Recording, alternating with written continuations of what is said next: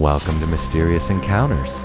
There is a pattern in history that rarely gets discussed, not because it is hidden, but because it is repeated so often, it begins to feel normal. Libraries burn, not once, not twice, but across centuries, across civilizations. The loss is always described the same way: an accident, the casualty of war, an unfortunate collapse of time. But when something happens over and over again across different places, different eras, it stops looking like coincidence. It starts looking like a pattern. There was once a place where knowledge from across the world was gathered. Scrolls, manuscripts, records of entire civilizations. The Library of Alexandria. It is often described as the greatest collection of knowledge in human history, and then it was gone. Burned, not in a single moment, but in phases, each time removing something, each time reducing what remained, until eventually nothing was left, and the story moved on. But Alexandria was not the only one. In another part of the world, books were gathered, not to be studied, but to be destroyed. In ancient China, under the rule of Qin Shi Huang, texts that did not align with the ruling ideology were burned. History is erased, philosophy silenced, even scholars punished for preserving them, not lost, removed. Centuries later, another fire, not of war, but of intention. In 1933, public squares filled with flames, books thrown into the fire, ideas labeled dangerous, words declared a threat, not because they were false, but because they challenged control.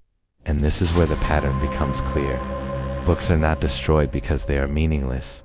They are destroyed because they matter, because they contain something, ideas, perspectives, knowledge that cannot be easily controlled. Because knowledge does something dangerous. It allows comparison. It creates awareness. It gives people the ability to see that the reality they are in may not be the only one.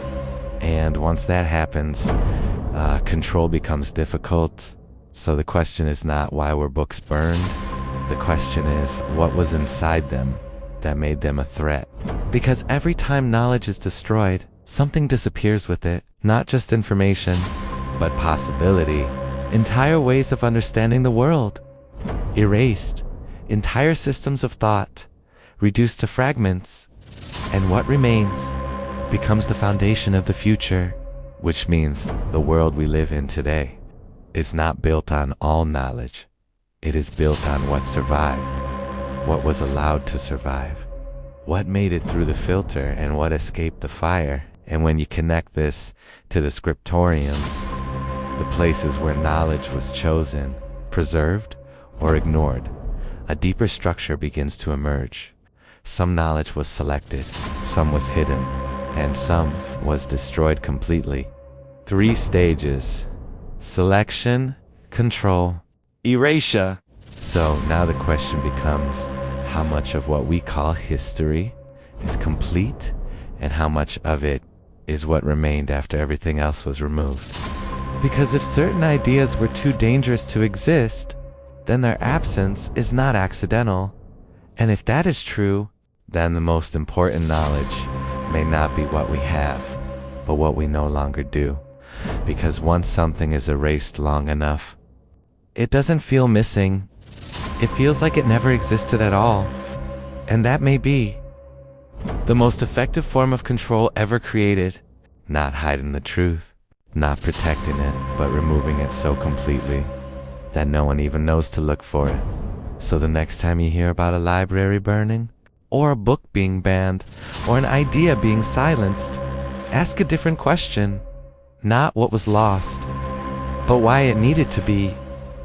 Because history does not just remember, it forgets. And sometimes, for a reason